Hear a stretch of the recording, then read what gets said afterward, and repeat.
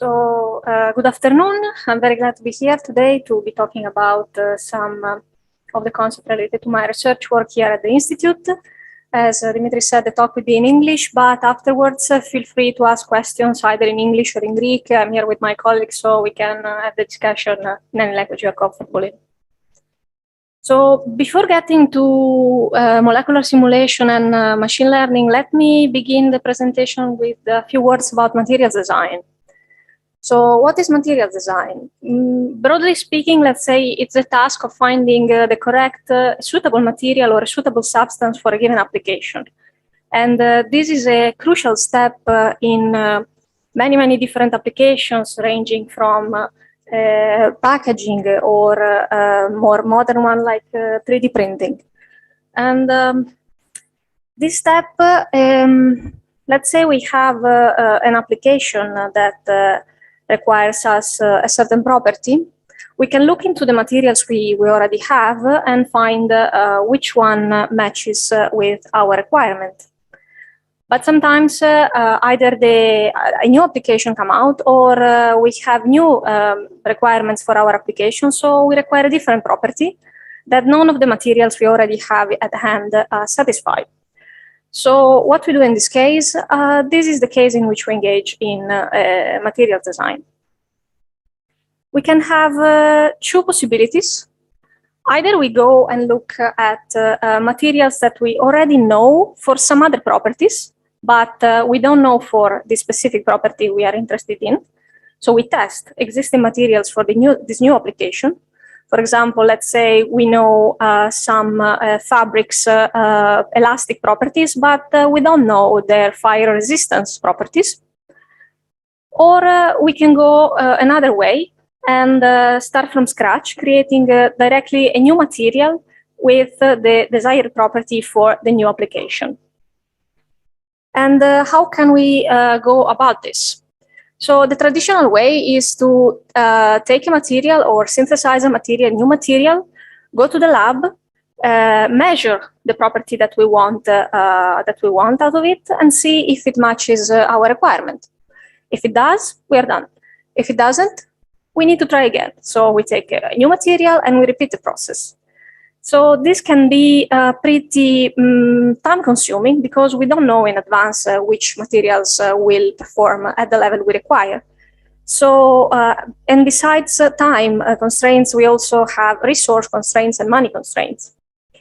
So especially in recent years, in order to try to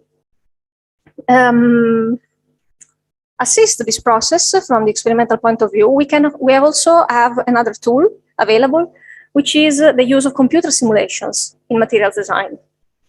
Now, there are many kinds of simulations. The kind I will be talking about today is called molecular simulations. And why molecular simulations can be very informative for us? Because in the end, all the properties that we have at the macroscopic level results from interactions that are born and emerge in the microscopic level, at the molecular level. So by studying the system at the molecular level already, we can have a lot of information about the properties of the materials at the macroscopic level.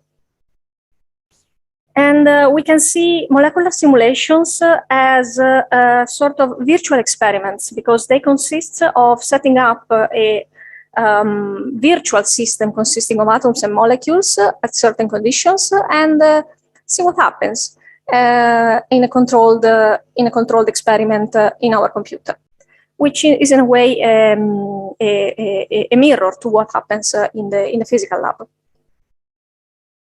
So what are the benefits of molecular simulations compared to experiments? What can we gain from a computational approach? Well, molecular simulations give us a level of detailed insight into the properties of our system that for many experiments is unavailable. So they can help us understand from the molecular level why a certain material has a certain property, so that we can also replicate it or modify it in a more informed way. Second, the simulations allows us to perform tests at the extreme or dangerous conditions, because sometimes running certain experiments can be problematic, either for, mostly also for hazardous reasons.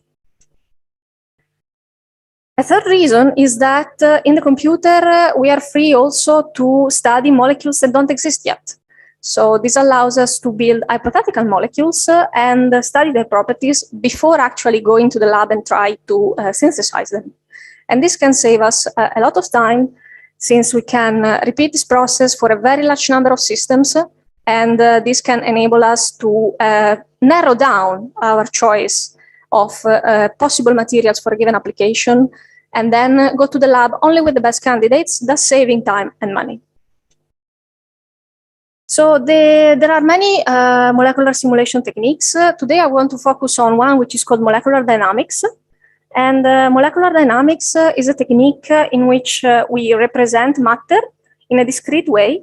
We represent explicitly all the atoms in the system, and we study them as classical particles. So we don't study quantum effects, we neglect them. And we study the system as if by studying how the molecules will move according to Newton's law of motion.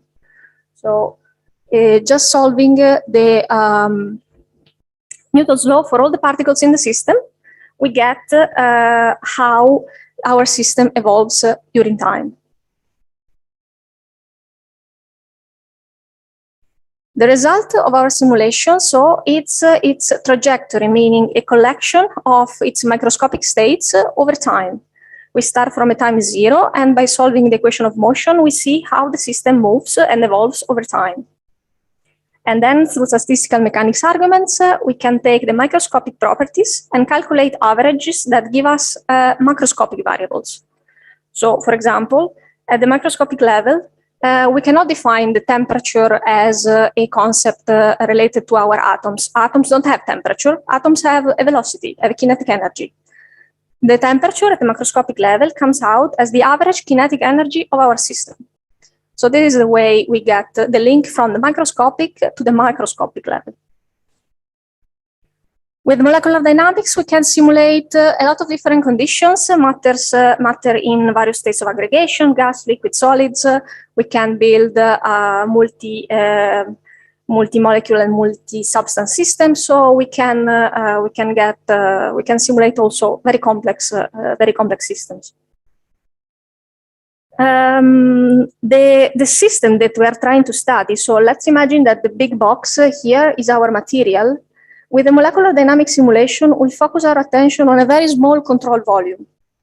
And in order to mimic the effect of all the surrounding matter, we surround our small system with copies of itself in all directions.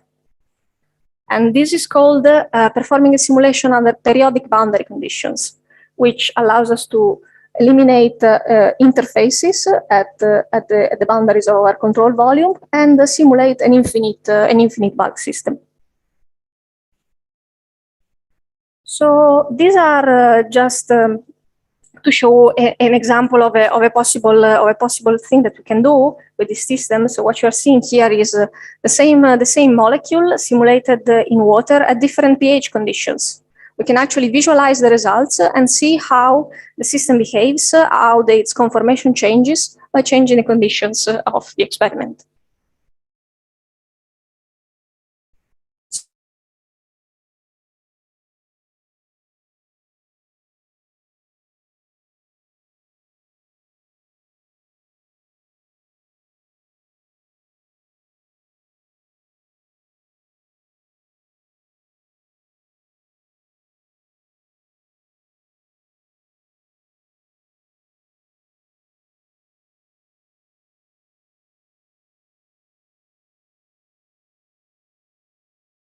Changes with positions. And this is expressions for the potential energy of the system we called a force field. Moreover, in order to have a molecular dynamic simulation, since we are solving partial differential equations of the second order, we need two initial conditions, which are the initial positions and the initial momentum or initial velocity for all our particles in the system. And that's it. So these force fields are one of the most important parts about the molecular dynamics simulations, because from how well we can represent the interactions in our system,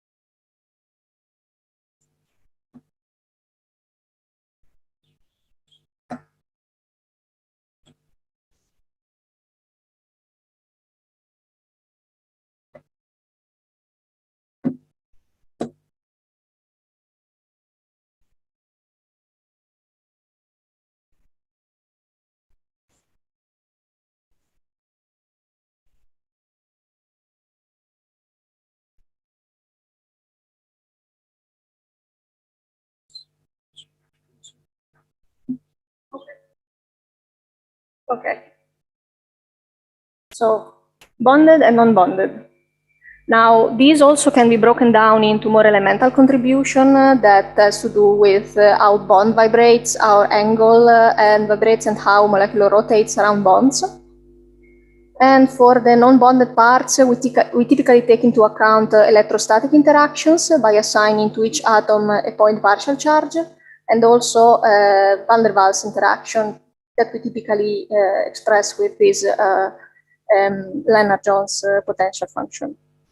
Now, this is what we do traditionally in molecular dynamics simulations. We express this potential energy function with some mathematical forms that we decide beforehand. So here we have an harmonic potential, here we have a cosine function. And you will see later that this is what actually we try to replace with a machine learning model in the work we are doing now on this project. So just a few examples of other applications that you can have. You can study, for example, mechanical properties of the system by having a tensile strength. You can study miscibility or interfacial properties for your system, or again, study the interface interactions for some nanocomposite materials. You can have a broad range of applications of this technique, both in various scientific and engineering domains. So we have said something about the good things. Let's talk about the bad things. What is one limitation of this technique? That since we have to represent explicitly all the atoms present in the system, this actually makes the technique very, very computational intensive. So we need a lot of computational resources to run the simulations. And because of this reason, we are limited only to have small systems with not so many atoms, and we can run simulations for very short times. The typical times that we can reach are nanoseconds, which are 10 to the minus 9 seconds of real life time, which is very, very short. Which means that there are some phenomena that we cannot represent with this technique because they just take longer than this. So they are inaccessible to us. For this reason, there are other simulation techniques that allows us to go beyond the atomistic simulation range of length and time scales available if we need to reach higher or longer time-space domains to represent different phenomena. So running multi-scale simulations mean taking into account more than one level for the same system and connect them somehow in order to derive the properties of interest from the appropriate level in which they can actually be calculated. In our work, we study methods to go from the atomistic level of detail to the mesoscopic level of detail, which is still a discrete level of representation. It's not like a continuum modeling approach, for example, like thermodynamics or fluid dynamics. But in this system, we can reach longer times and length scales. How do we do that? We do that by grouping together some atoms into a single interaction site. So this process is called coarse graining, and it consists of two steps. First, we need to know how we're going to group, how we're going to cluster the atoms together. And then we need to determine the force field for the new representation. So we have to know how the new moieties interact among each other. So this can be done by chemical intuition, for example, using symmetry consideration, but there is no unique way of doing this. And when we have more complex molecules, we have different ways of doing this task. So in this work, we are trying to explore how we could use machine learning to automatically produce clustering of atoms, so to give us coarse grain mappings for our molecules.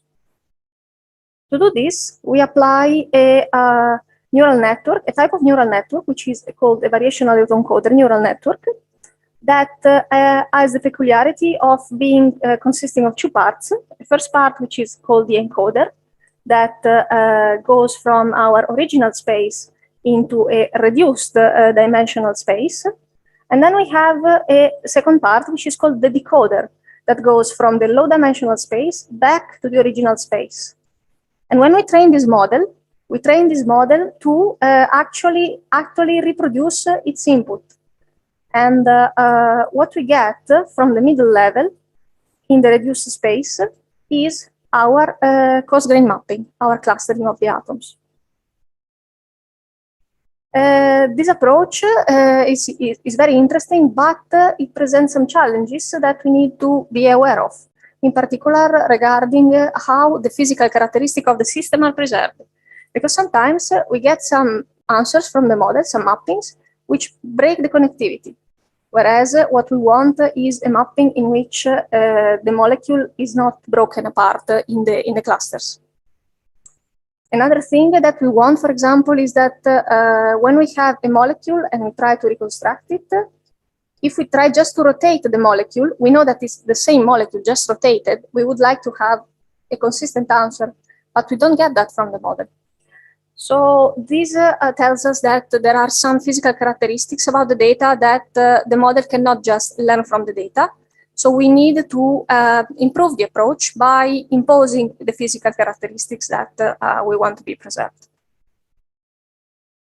The second application that we have, that we are studying the use of machine learning for, is the determination of our coarse grain force field using deep learning methods. And in particular, as I mentioned before, we want to train a neural network in order to give us the coarse grain force field. We want to replace our predefined mathematical function and use a machine learning model instead. Now, why do we want to do that? We want to do that because the molecular interaction, the many-body molecular interaction functions are very complex functions that cannot be well approximated using simple predefined functionals sometimes. In principle, neural networks can approximate functions of arbitrary complexity, so they can give us a greater advantage and a greater accuracy in representing these properties. And the architecture that we use to perform this is much more complex than the one I was showing before. It's an architecture that consists of, it's called SHNET, and it's a graph convolutional neural network. It consists of several block units, and each of these block units contains a linear layer and a convolutional layer, and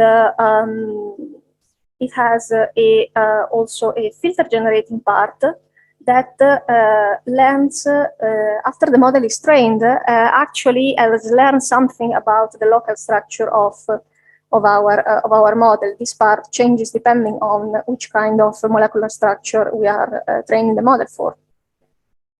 So with this kind of model, we can then perform molecular simulations in the coarse grain space. And we tested this approach for a liquid system, which is liquid benzene, in which we map all the molecule into one coarse grain sphere. And we have tested the approach. First of all, I have to say that these kind of model architectures have many hyperparameters, which are parameters related to the model. So how the model is, how big is the model, how many of these blocks we have. So the first step was to actually optimize these hyperparameters. And with a suitable set of hyperparameters, then we can run simulations. And we see that the machine learned model can actually produce a physically meaningful dynamics for our system. So this is encouraging, and the next steps for this work will be to apply this methodology to more complex architectures and more complex molecular systems, in which we have different kinds of interactions, and so that we can actually apply it to other cases of interest.